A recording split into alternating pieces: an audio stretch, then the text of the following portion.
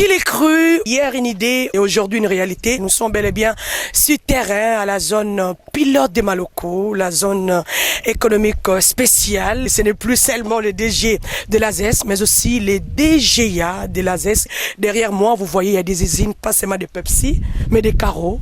Et il y a une grande route en fait de permettre à toutes ces entreprises d'évacuer ces marchandises jusqu'au débouché, jusqu'au consommateur primaire.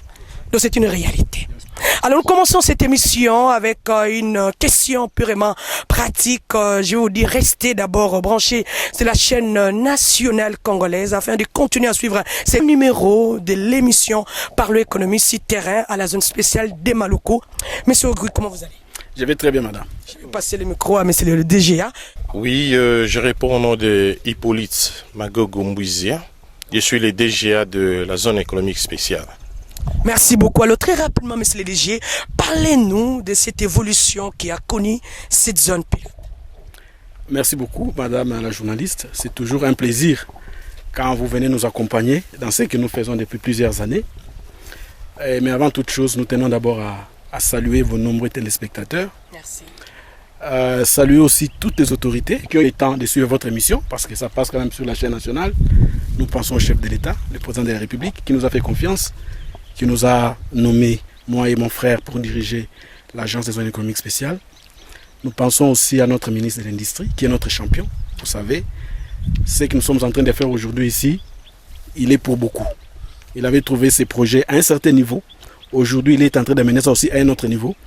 Et je ne peux pas oublier aussi mon personnel de l'agence des zones économiques spéciales. Bien sûr, depuis toutes ces années, malgré toutes les difficultés que nous avons connues, ils sont toujours là. Et vous voyez que l'ASES continue son petit bonhomme de chemin. Alors, par rapport à votre question, l'évolution, vous pouvez regarder avec moi derrière. Vous voyez ce qui s'est fait. On était ici au mois de mai de l'année passée, il n'y avait pas ça. C'était lorsque nous avons signé des contrats avec l'entreprise CGCD pour commencer les travaux de viabilisation. Mais aujourd'hui, comme vous avez dit, c'était comme un rêve. Aujourd'hui, ça devient réalité. La société Saphir va produire des carreaux et des faïences ici, made in Congo. Donc plus besoin d'aller à Dubaï ou en Chine pour acheter des carreaux. On va les produire sur place ici à Kinshasa parce que ici au Congo, nous avons les matières premières pour ça. Donc ils sont là, ils sont en train de s'installer. À l'aire droite, il y a la société Varun qui est une franchise de Pepsi. Pepsi était dans ce pays.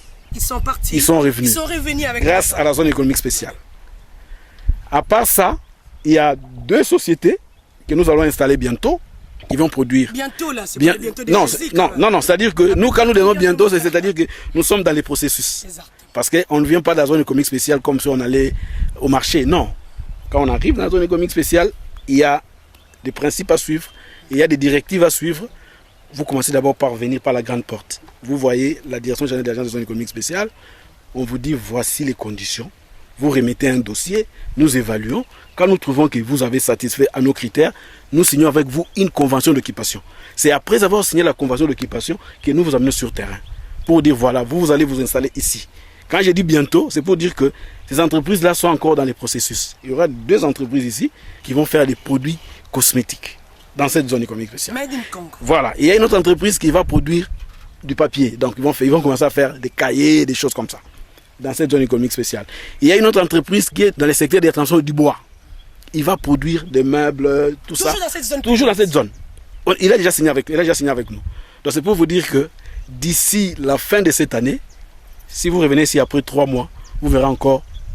Comme on est venu ici au mois de mars, on va revenir avec vous au début du mois de juin. Je vais d'abord demander à l'équipe de nous balancer cet élément. On a été visité par les Japonais Ils sont aussi venus palper cette réalité, ce terrain. Suivez ensemble.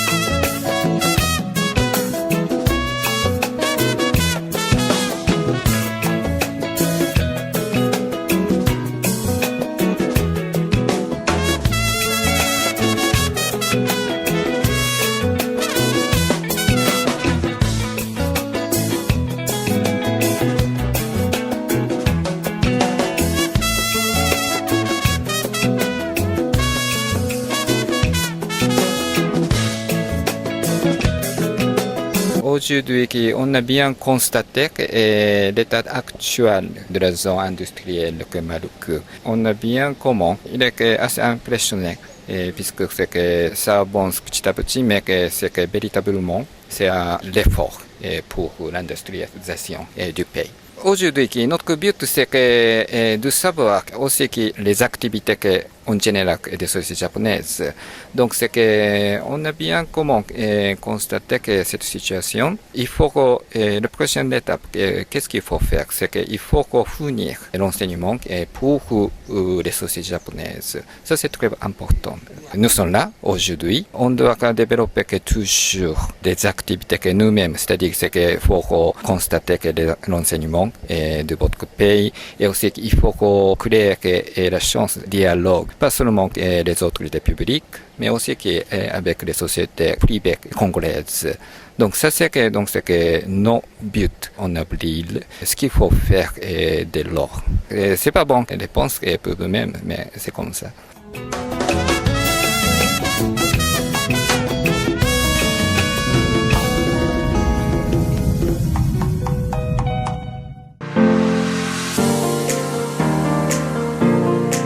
Alors, monsieur le DG, qu'est-ce qu'on peut dire de cette visite? Parce que c'est la première fois que nous voyons des Japonais ici.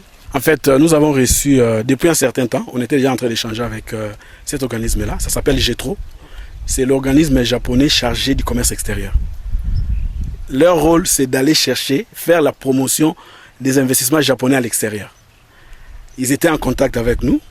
Hier, ils sont allés voir le ministre de l'Industrie. Ils étaient reçus par le ministre de l'Industrie.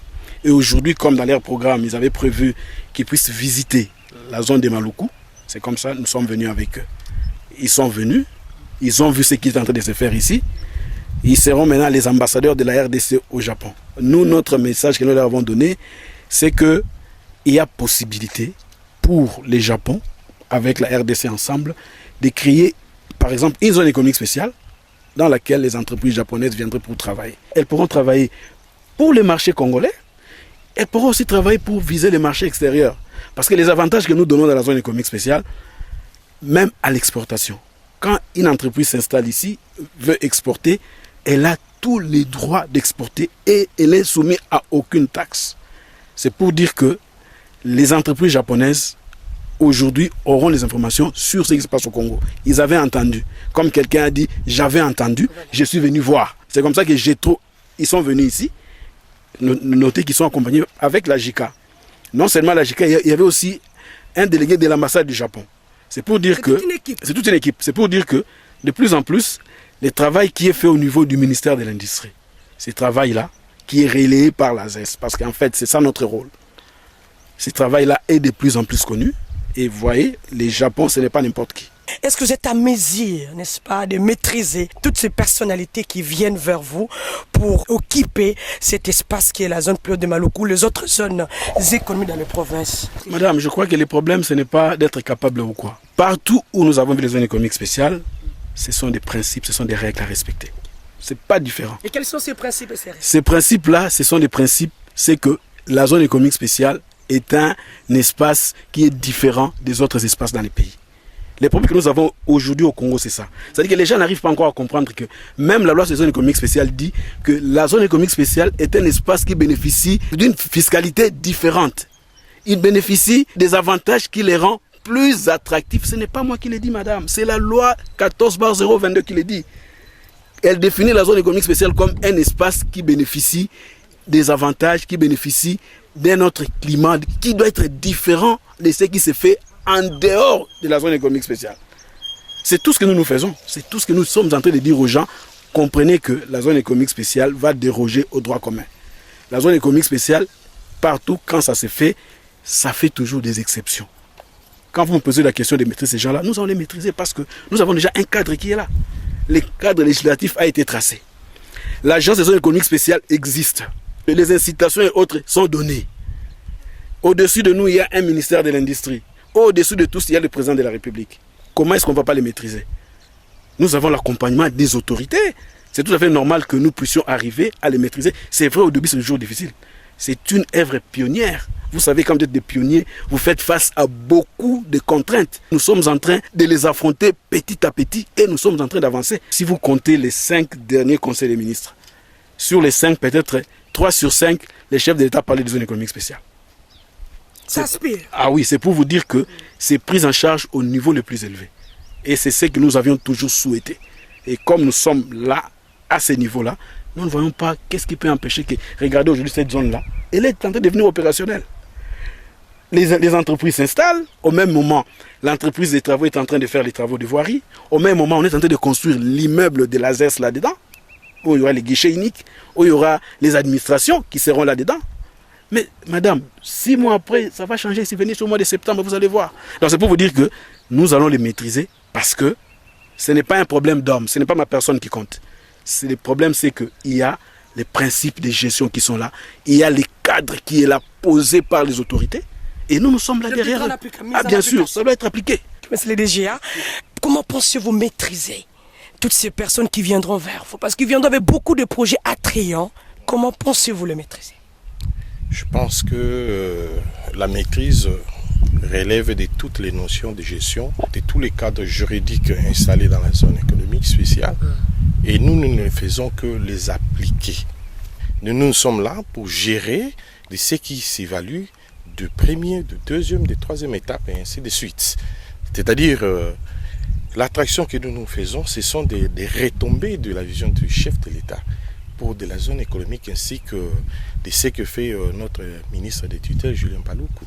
C'est la raison pour laquelle encore que la RDC, comme a dit le chef de l'État, c'est la solution de beaucoup plus de pays. Un pays solution. Donc, celui qui s'hasardera de traîner les pas, on est dans les regrets. Il y a presque tout là-bas. Vous voyez les véhicules circuler, travailler, des camions et consorts. C'est pour démontrer qu'on ne parle pas des imaginations. On est là pour vous faire voir, voilà, même nous le Congolais, venez dans la zone économique. Ne laissez pas que nous puissions toujours parler de Japonais et consorts. La zone est pour tout le monde. Et c'est pour booster l'économie. Et les retombées du président de la République, on en compte, mais nous voulons aussi compter les Congolais. Et on est là pour ça. Julien Paluku marche de gauche à droite. Ce n'est pas parce qu'il part seulement à l'étranger, mais il est aussi dans l'intérieur du pays où on va commencer, et on a déjà commencé, à implanter des zones économiques dans notre province. Donc voilà un peu ça. Et avec ça, attendez-vous, on ne va pas finir l'année. Ça, c'est la production qui va venir pour équilibrer la réalité économique du panier de la ménagère, remonter le pouvoir d'achat et essayer d'équilibrer un peu notre balance de paiement. De tout cela, ce que nous dirons aujourd'hui, cette attraction, nous devons tous l'appuyer. Toutes les régies là, venez à nous, remontons notre économie et dans le but que demain nous puissions avoir un bon résultat. Avec les DG, je crois qu'on va aller de conférence en conférence et essayer d'étaler un peu sensibilisation en détail ce que cela veut dire la zone économique. C'est une spécialité, c'est un cas exceptionnel.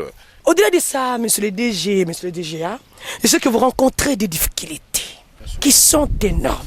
Vous pouvez en parler. Je profite de votre micro pour remercier le ministre des Finances qui, au mois de décembre de l'année passée, nous avait réunis autour d'une table. Il y avait la ZES, il y avait la DGDA, la DGI, la DGRAD. Ce sont quand même des administrations les plus pertinentes pour donner un coup de pouce à ce qui s'est fait au niveau du ministère de l'Industrie. Parce que nous étions venus ici avec le ministre de l'Industrie, vous vous rappelez très bien. Il y avait le ministre du Budget, le ministre de l'Industrie, où le ministre du Budget a dit, il a vu ce qui s'est fait ici. Il va pousser au niveau du gouvernement pour que les obstacles là soient vaincus. Lequel? Donc je disais l'application des avantages qui sont prévus. Parce que vous savez, aujourd'hui par exemple cette entreprise-là, Saphir, est en train de s'installer, de monter son usine. Il est en train d'importer des conteneurs et des conteneurs de matériaux pour construire. Quand ces matériels-là arrivent au niveau des frontières, la loi dit que la DGDA doit mettre en place des mécanismes simplifiés. Merci parce que madame la DG de la DGDA est déjà en train d'exécuter ça. Mais nous sentons qu'il y a encore il y a encore des problèmes. Mais je crois qu'on est déjà sur la bonne voie. Les entreprises des zones économiques spéciales sont exonérées de payer la TVA à l'intérieur. Pour le moment, c'est encore une difficulté. Difficulté pourquoi? Parce que au niveau des fournisseurs de ces entreprises-là, ils exigent un document. Quel est le document qui va prouver que cette entreprise est entreprise de l'ASES? Pour nous, en tant qu'agence de zone économique spéciale, nous savons que l'agrément que nous signons avec l'entreprise suffit. Moi, je crois que s'il y a une bonne collaboration entre l'ASES et les régies financières, il n'y aura pas de problème. Nous étions dernièrement avec les DG de la DGRAD. Qu'est-ce qui fait en sorte que cette collaboration ne tienne pas? Ce qui manque, c'est-à-dire quoi? C'est-à-dire que les régies, nous leur demandons d'innover. De ne pas rester sur « on a toujours fait ça comme ça ». Non, nous on ne donne pas. Non. Les zones économiques spéciales, même la loi les dit, constituent des exceptions. Il faut qu'au niveau de nos compatriotes, au niveau de nos collègues DG des régies financières, qu'ils puissent comprendre que les zones économiques spéciales, c'est différent. Prenons par exemple le cas de la DGI. Pour les projets financés par les bailleurs, le DG délivre un document qui leur permet, quand ils vont faire leurs achats locaux, que les fournisseurs comprennent que, ils sont exonérés. Mais pourquoi ne les ferait-elle pas pour l'ASES? Il peut dire que dès que nous avons signé un agrément, nous transmettons à la DGI, les DG de la DGI peuvent signer un document. Ils donnent souvent des documents en rapport avec la fiscalité pour que les entreprises qui veulent gagner des marchés puissent témoigner que voilà, je suis bien avec le fisc. Pourquoi ne le ferait-elle pas pour l'ASES? Où on dirait que pour les entreprises des zones économiques spéciales, ils sont exonérés de payer la TV parce qu'ils dépensent beaucoup d'argent déjà ici. Ils vont acquérir des véhicules, ils vont acquérir ceci, cela. Mais tout ça, il faut que ça soit couvert quelque part. Quand ils vont acheter des histoires, ils ne doivent pas mener la loi sur les zones économiques spéciales, ils ne doivent pas mener la convention d'occupation, ils ne doivent pas mener les décrets 20.004 sur des avantages. Mais s'ils ont un document signé par les DG de la DGI, mais qui peut mettre ça en doute? C'est la facilitation. Voilà. Exactement, c'est ça. C'est ce que nous demandons, cette souplesse-là, au niveau des anciennes administrations. Qu'elles comprennent que les zones économiques spéciales, moi je comprends. Ils sont mus par le fait qu'il faut maximiser les recettes. Nous voulons bien. Mais ce que nous sommes en train de faire avec les zones économiques spéciales, c'est ça qui va booster l'économie congolaise. Expliquez-vous. Madame, mais parce que des entreprises qui seront ici, quand elles vont produire, elles vont vendre. Quand elles vont vendre. Ils vont engager les gens. Ils vont engager les gens. Pour produire. Voilà. Congolais. Ils vont engager les gens, il y aura la sous-traitance là-dedans. Il y a certaines taxes qui seront payées. Tout n'est pas exonéré. Ils sont exonérés pour les impôts et les droits des douanes et consorts. Mais il y a d'autres entreprises qui vont payer. Mais tout ça alimente quoi? L'impôt sur les revenus que les gens vont payer ici. C'est toujours l'État qui gagne. Dans la zone économique spéciale, nous aurons une zone commerciale. Les entreprises de la zone commerciale ne sont pas exonérées. Elles vont travailler normalement, elles vont payer certaines taxes et c'est l'État qui va gagner. Que les gens ne pensent pas que parce qu'on a donné des exonérations, l'État a perdu. Non, l'État ne perd jamais. Et pourquoi est-ce qu'ailleurs on le fait? Et ces pays-là sont aujourd'hui des pays développés. Et nous, quand nous voulons les faire, les gens, non, l'État va perdre de l'argent. L'État ne perd pas l'argent. Donc le plus grand défi, c'est aider. Le plus grand défi, c'est ça. Voilà. Le deuxième défi, c'est un défi de financement. Pour faire cette zone-là, il faut 103 millions de dollars. L'argent que nous avons pour finir les travaux de viabilisation risque de ne pas suffire. C'est comme ça que vous voyez même... Il y a déjà un risque. Il y a déjà un risque. Voilà. Il y a l'eau, qu'il faut mettre l'eau. Nous avons besoin de moins de 8 millions de dollars pour mettre l'eau là-dedans. On est en train de mettre des talus pour éviter les érosions, des choses comme ça. C'est beaucoup d'argent. Je vous assure. C'est beaucoup d'argent. Ça peut aller même au-delà du budget qui était prévu.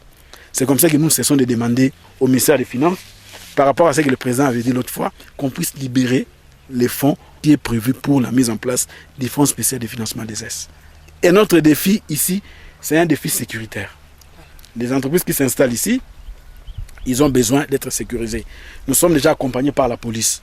Mais ça ne suffit pas. Ça ne suffit pas. Nous pensons qu'il faut renforcer cela. Nous, en tant qu'ASES, nous ne sommes pas un organe d'aménagement des S. Nous sommes un organe de régulation. Mais nous sommes en train de faire le travail d'aménagement, qui n'était pas notre travail. Qui n'était pas prévu. C'était pas prévu. Voilà, donc nous sommes en train maintenant de faire un travail qui n'était pas le nôtre. Donc vous comprenez, il y a d'autres partenaires aussi qui interviennent. Mais la part que l'aménageur devrait amener dans ces projets, nous ne l'avons pas. L'aménageur devrait amener 80 millions de dollars, madame. L'État allait donner une vingtaine de millions de dollars. L'État a donné sa part. Mais aujourd'hui, nous n'avons pas d'aménageur. La loi nous demande de les faire. Nous allons les faire avec quoi? Nous avons besoin d'argent. Ce qui se fait là aujourd'hui, c'est la part que l'État a apportée. Mais la part que l'aménageur allait apporter, nous n'avons pas. C'est comme ça que nous rentrons vers l'État, qui est le propriétaire. Nous allons chez l'État pour lui dire, voilà, pour faire cette zone-là, vraiment comme ça doit être fait, nous avons besoin. Parce que les contrats que nous avons signés, dans les contrats, il y a un plan d'investissement. Nous devons les respecter. Les 21 de millions qui sont utilisés ici, c'était pour les travaux de viabilisation. Mais il n'y a pas que ça. Il y a d'autres choses qui peuvent être faites, qui demandent de l'argent. C'est la raison pour laquelle vous voyez le ministre de l'Industrie a défendu dernièrement la mise en place d'un fonds de financement des ES. Il faut que l'État mette l'argent là-dedans pour que cet argent-là soit utilisé. Madame, regardez, il y a un projet de zone économique spéciale dans la province du Haut-Katanga. On va en parler si vous avez le temps. Allez-y, on en parle rapidement. Ce projet-là est appuyé par la Commission économique des Nations Unies pour l'Afrique. C'est des projets sur les batteries. On a mis à notre disposition un terrain de 2000 hectares. Je vous dis au nom de l'Agence des zones économiques spéciales. Mais un terrain de 2000 hectares. 2000 hectares pour faire ces projets. Mais ce terrain doit être sécurisé. On doit déjà une réalité congolaise, on peut toutefois dérober. Mais tout ça, ça demande des moyens. L'État doit apporter sa part parce que dans le cas de ces projets-là, il y a 60-40. L'État va apporter 40% dans les projets, un privé va apporter 60%. Mais les 40% de l'État, c'est ce qu'on disait comment? C'est à travers les fonds de financement des ES. C'est ça que les gens ne comprennent pas. Ça sera concrétisé à travers ça. C'est comme ça que nous disons, il faut que ces fonds-là soient créés, il faut qu'on amène les moyens dedans. Ce n'est pas l'argent qu'on nous donne, c'est pour la RDC. C'est pour que ces projets-là soient faits. C'est pour que les études de faisabilité que nous allons mener dans les Tanganyika, dans les Congo central, à Maïndombe, dans tous les 6 zones industrielles. Vous savez, pour faire les zones industrielles, là, dans les plans d'industrialisation, il faut plus de 50 milliards de dollars. 58 milliards de dollars. Qu'est-ce qu'il faut là? Je pose d'abord la question à monsieur le DGA. Alors vous qui êtes DGA, qu'est-ce que vous pensez que l'État doit faire pour vous aider à atteindre ces objectifs? Je crois que l'État ne cesse d'en parler pour que les gens rentrent dans les normes, pour que les gens puissent rentrer dans les normes, ça signifie quoi? Parce que là, c'est-à-dire que vous avez le cadre juridique. Okay. Il faut rester dans le respect de ce qui est dit par la loi. Des tests législatifs. Et à la limite, dans tous les conseils de ministres, le président de la République ne cesse de rappeler le financement à l'ASES, les frais, le budget de l'ASES. Et à la limite, on ira peut-être faire la réforme de l'ASES doit avoir son budget à part, qu'il est seul le gérant, afin qu'il puisse réaliser. Vous le gérez vous-même votre argent? Oui. Donc il y a une difficulté du fait que vous ne le gérez pas. La difficulté, c'est dans la procédure. Okay. L'ASES voudra peut-être avoir son argent à la source. Mais cela ne se fait toujours pas. On ne cesse de le répéter. Et le pourquoi, on ne sait pas. Vous avez posé toutes ces questions aux autorités légales pour pouvoir obtenir des solutions idoines. Je crois qu'on est en cours de cette résolution-là. Je crois que nos amis qui concourent au développement du pays, ils en aient connaissance. Et au finish, ils vont comprendre que laisser l'ASES d'avoir ses ressources à la source. Et à la limite... Pour son développement. Pour son développement, et c'est pour le développement de tout le monde. Ce n'est pas question d'individualiser l'effort du pays. Il faut mettre ces efforts ensemble.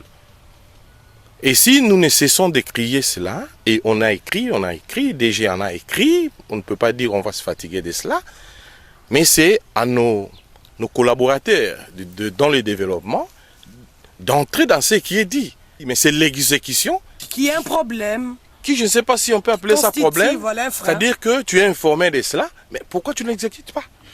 C'est une question qui a été posée par monsieur le DGA. Vous avez compris, c'est l'émission Parole économie. Nous continuons, nous sommes vraiment presque à la fin de cette émission, monsieur le DG. Mais concrètement, parce que le président vous suit, le premier ministre vous suivra aussi, les autres autorités, votre ministre des Titres va vous suivre. Qu'est-ce que vous pensez leur demander concrètement? Je dis bien aux autorités légales, aux gouvernants, pour l'épanouissement immédiat de cette zone. Aujourd'hui, en RDC, le cadre des ES est déjà posé. Vous savez, on a fait 4 ans pour avoir ces cadres-là. La loi sur les ES est entrée au Parlement en 2010, elle est sortie en 2014.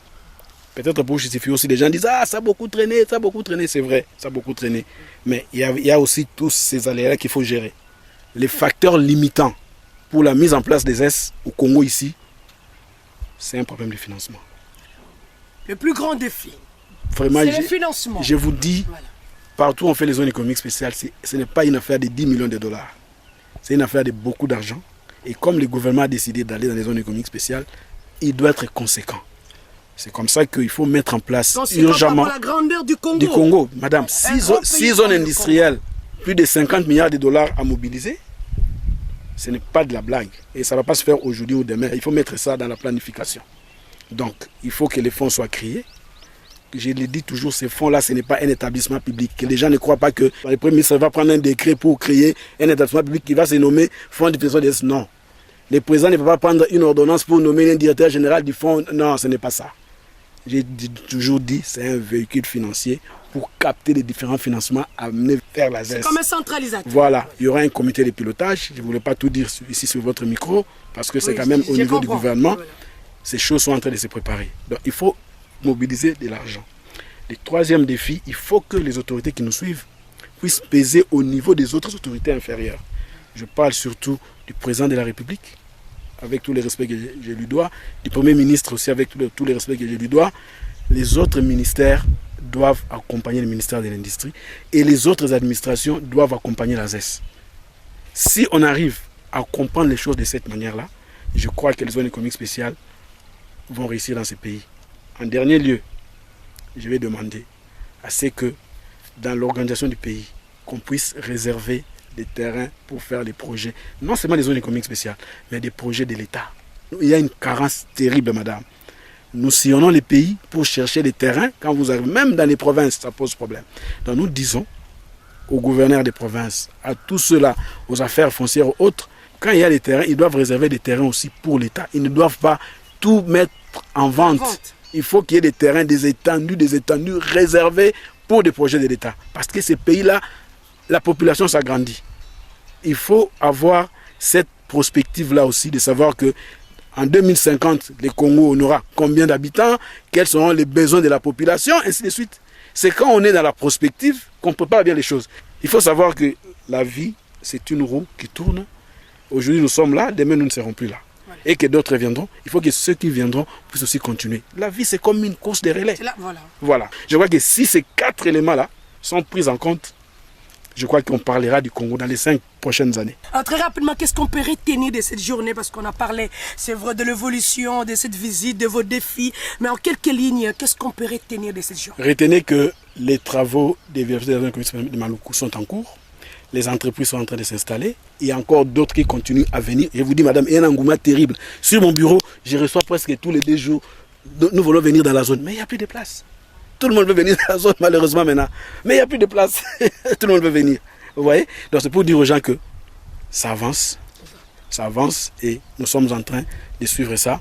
C'est pour dire aux gens aussi que ce qui se fait au Congo aujourd'hui est en train d'être connu à l'extérieur. N'oubliez pas que nous avons 9 voisins qui nous regardent. Et pas toujours des bonnes.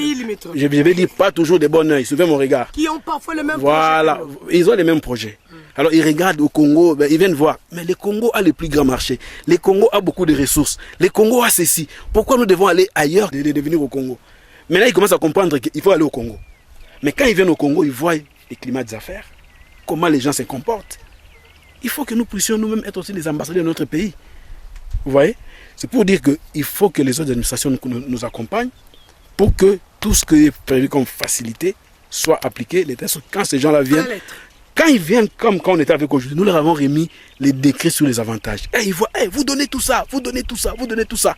Il faut que maintenant que les entreprises qui sont sur les sites là, quand ils vont les visiter, ils disent que non, effectivement, ça s'applique. C'est une réalité. Ce sont les ambassadeurs d'abord ces entreprises-là. Si elles disent que non, non, ils ont écrit ça, mais ça ne s'applique pas, ils vont dire, ah non, ça ne sert à rien, le Congo c'est toujours comme ça. C'est un gâchis pour le Congo. Ça sera du gâchis pour nous. Alors que nous ne sommes pas là pour perdre. Nous ne sommes pas de la race des gens qui perdent. Nous sommes là pour gagner, nous sommes là pour avancer. Nous sommes là pour gagner, nous sommes là pour avancer. Merci beaucoup, monsieur le DG. Merci beaucoup, monsieur le DGA, de votre présence sur ce plateau de l'émission Parler. Nous avons déplacé notre plateau de la RTNC à la zone pilote des Maloko. Nous sommes un pays solution. Nous sommes une race gagnante. Pour être compétitive, il faut produire. Et où produire? Venez à la zone économique spéciale, dont il est temps que tout le monde de soutenir ces zones économiques spéciales afin que demain on parle de la gloire. Merci et à très bientôt. Merci.